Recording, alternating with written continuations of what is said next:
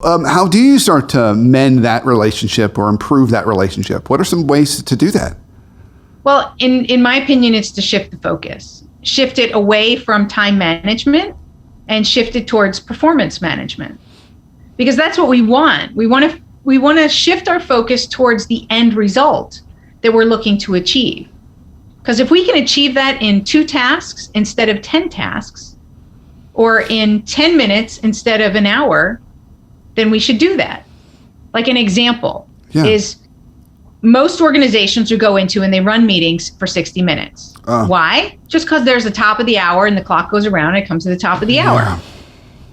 But there's no rule anywhere that says that you have to have 60-minute meetings. So what if you decided we're going to have 35-minute meetings or 40-minute meetings, and you're going to stop this nonsense of back-to-back meetings that keep everybody... Sacrilegious.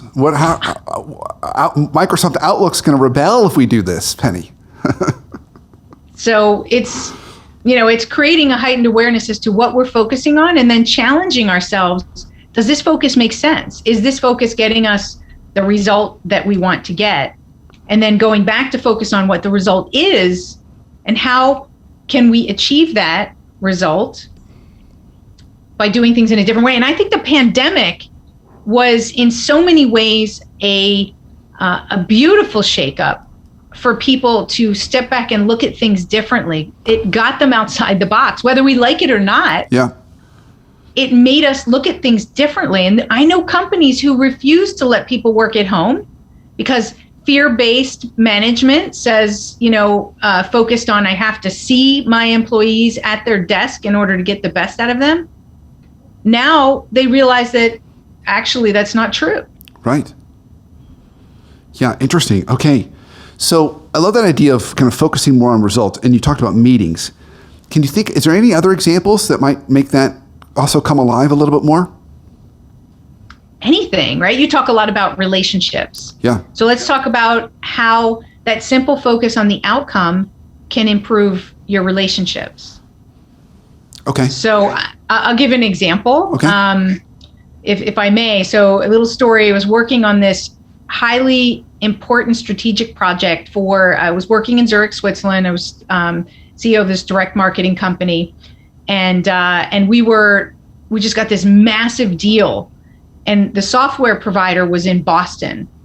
And they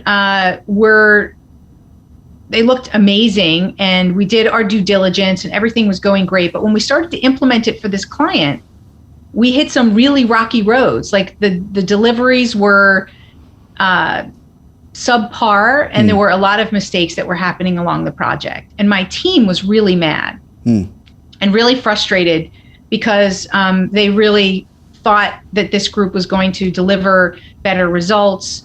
They felt like they weren't giving us the attention. We heard that they were being bought out at that time. So they were like, oh, so we're not important. This deal isn't important. Lots of assumptions that were going on, right? And so assumptions can really put a thorn in our relationship side.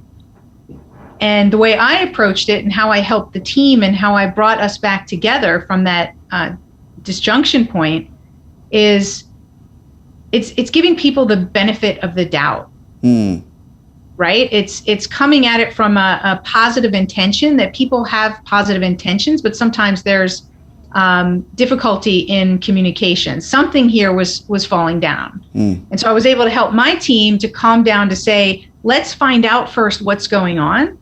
Let's not make these assumptions that they're too busy in this other project.